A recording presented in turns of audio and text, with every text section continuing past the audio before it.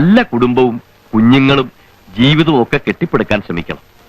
പുരുഷന്റെ സൗന്ദര്യമോ പണമോ അല്ല കാര്യം, മനസ്സുകൾ തമ്മിലുള്ള ഐക്യമാണ് ക്രിസ്തീയ വിവാഹത്തിന്റെ അടിത്തറ. അച്ഛോ, ഞാൻ പറയുന്നതിൽ എന്തെങ്കിലും അന്യായം ഉണ്ടെങ്കിൽ അച്ഛൻ പറയണം. ഇവരിപ്പോ പറയാൻ പോകുന്നത് ഞാൻ ഈ ഇടവക തെണ്ടിക്കാര് വന്നവനാണ്, വരത്തനാണ്. അതെ, വരത്തൻ തന്നെയാ. 40-40 വർഷം മുമ്പ് ഞാനിവിടെ വന്നതാ. വളരെ കഷ്ടപ്പെട്ടും വേലയെടുത്ത് ജീവിച്ചും കുറെ കാശുണ്ടാക്കിയതാ. ഈ ഇടവകയിൽ ആരും കണ്ടാ ദൂഷ്യം പറയാത്ത, പട്ടണത്തിൽ നിന്ന് പോലും ആൾക്കാർ വന്നാ ദൂഷ്യം പറയാത്ത ഒന്നാന്തരം ഒരു ബംഗ്ലാവ് ഞാൻ ഉണ്ടാക്കിയിട്ടുണ്ട്. ഒറ്റ ബ്ലോക്കിൽ എനിക്ക് 10 ഏക്കർ സ്ഥലമാണത്.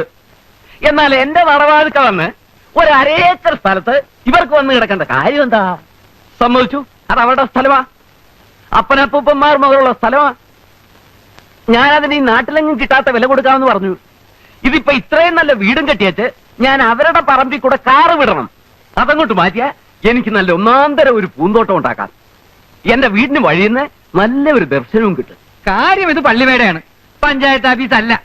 എന്നാലും പൊതുസ്ഥലത്ത് പറയേണ്ട ചില കാര്യങ്ങളൊക്കെ ഒരു പഞ്ചായത്ത് മെമ്പർ നിലയ്ക്ക് പറയാതിരിക്കാൻ എനിക്ക് നിവൃത്തിയില്ല. കൊച്ചുകുപ്പി, ഇതില് മിഖായിലേട്ടൻ എന്നാ പറയാനുള്ളത്? അച്ഛോ, ഞങ്ങള് കൂനാമൂച്ചി. അച്ചോ, ഞാൻ പറയാം. ഇത് ഞാൻ പറഞ്ഞാൽ ശരിയാവത്തില്ല. കാരണം മുഴുത്തോരെ കാണുമ്പോ ഇത് ഞാൻ വിറയ്ക്കും. എനിക്ക് വിറയ്ക്കത്തില്ല. എന്റെ അപ്പനും അമ്മയും ഓലമിടഞ്ഞ ചാണകമാരി വിറ്റുണ്ടാക്കിയ സ്ഥലമാ. എനിക്ക് ശ്രീധരൻ തന്ന സ്ഥലമാ. ആ സ്ഥലത്തൊരു കൂര കെട്ടിയാ ഞങ്ങൾ കിടന്നത്. അത് ചിലപ്പോ പാപ്പന് ഓർമ്മയുണ്ടാവും. അരിയില്ല, ഉപ്പില്ല, മുളകില്ല എന്നൊക്കെ പറഞ്ഞ് തന്റെ ചത്തുപോയ പെമ്പിള 100 തവണ കയറി ഇറങ്ങിയിട്ടുണ്ട്. അവിടെ താനും കയറിയിട്ടുണ്ട്. ചത്തുപോയ എന്റെ അപ്പന്റെ അമ്മയുടെ വേർപ്പ് ആ സ്ഥലം.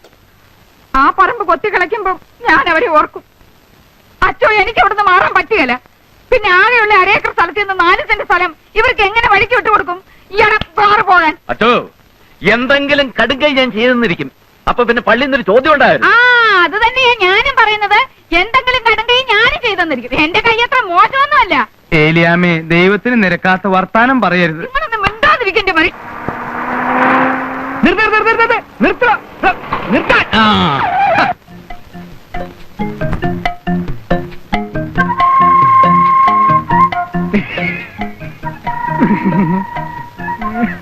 കൂനാമൂച്ചിൽ മിസ്റ്റർ മൈക്കിളിന്റെ വീട് എവിടെയാണ്?